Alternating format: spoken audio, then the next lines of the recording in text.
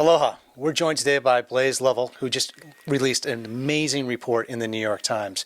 It detailed a lot of the pay-to-play culture here in Hawaii. Blaze, it's an amazing amount of reporting that you did. What were some of the things that surprised you? I think the biggest thing that surprised me was the sheer amount of the donations that were coming in as a result of this loophole from back in 2005, money coming in from contractors and people tied to them and donating to these campaigns. In the past, we knew that it made up a portion of the political money flowing in Hawaii, but we didn't realize, how much, how extensive it was.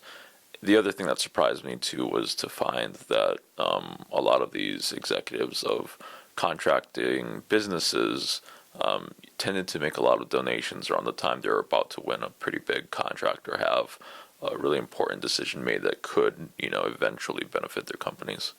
So finding that correlation led you down a couple different paths, didn't it? Yeah, and just getting to the point where we could find those correlations took quite a bit of work. As a lot of reporters and people in Hawaii know, record keeping here is not the best. We had to, match a lot of names in the campaign finance database. In just one example, RM Towell, the big engineering firm, they were spelled, 50 different ways in the campaign spending commission's database. And so we had to, match up all those and standardize names. And then trying to find a lot of the contract data and information out there was also really difficult. The state records are incomplete, and a lot of the county records are even worse. And so it took us weeks and weeks of, really getting into the minutia of all of these state databases and digging through the information before we were ready to, actually start looking for these correlations. And once we found them, of course, that led to other avenues that we were going to explore. Right. So it's almost an assault of information. How did you go through all this amount of data? It definitely felt like an assault of information, and thankfully we had a strike team to help us out with that assault. As part of this fellowship, the New York Times contracted with some folks at Big Local News out of Stanford University. So I work with Eric Segarra and Irene Casado Sanchez. They're both data journalists over there at Big Local, and they were really instrumental in helping to one, get the data ready to analyze, and two, actually help with that analyzing and finding some of those points that we were looking for. So how did that work out? Did they figure out the information first and then present findings to you, or were you already part of the process? It was a bit of a back and forth between us. They're really good with the data side. I'm really good with the Hawaii side. So we needed both of us to, we were helping each other out, working together and finding, different things about different companies. So it wasn't like one side did one thing and then it passed off to the other. It was pretty, we met weekly, at least weekly, sometimes more than once a week. And so it was a really collaborative process.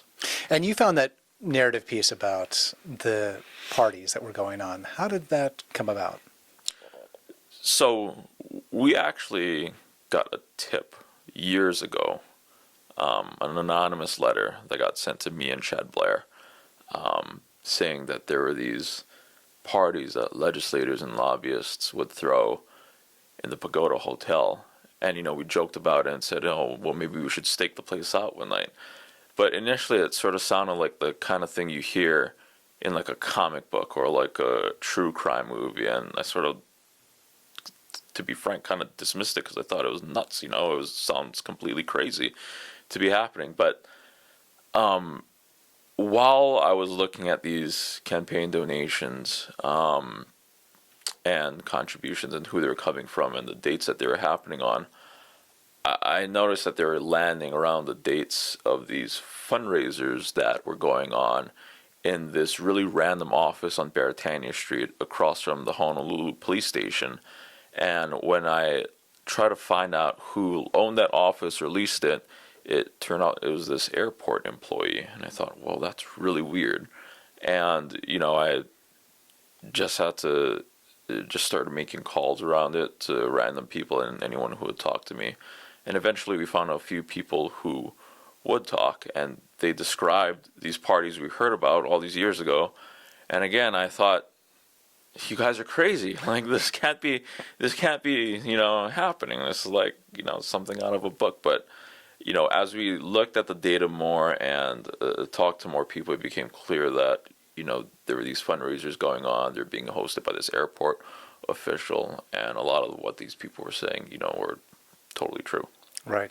And so pulling on these threads, you still revealed that, this was not illegal in the way that the law had been written, that there was a loophole that they were getting around. Yes, in 2005, when the legislature wrote or tried to reform the campaign spending system after a series of scandals, they said, we're going to ban donations from contractors, but they applied that prohibition only to the businesses or corporate entities, meaning like all the executives, officers, employees, family members, they could all still donate. And those parties, were like the perfect example for us of how that was still happening in Hawaii. Right. So you did this in conjunction with the fellowship that you had with the New York Times. Can you tell us about what it was like to work with the Times? Yeah, I mean, the biggest resource that they could give us is time itself. This was a time-intensive thing, and coming from being a beat reporter covering state government, where you're writing like at least once a day and sometimes multiple times a day in certain weeks, it was a big change, but a necessary one, because this is the sort of thing that you wouldn't be able to get without a lot of time and resources that an organization like the New York Times could provide. Right. So you turned up a lot more than what was published in the New York Times. Yeah. This is stuff that we'll be able to see in Civil Beat, right? Oh yeah, we turn up a lot more than we could possibly fit into one story. So I'm still pulling on all those threads. We're actually still working with big local, so there's definitely going to be more to come.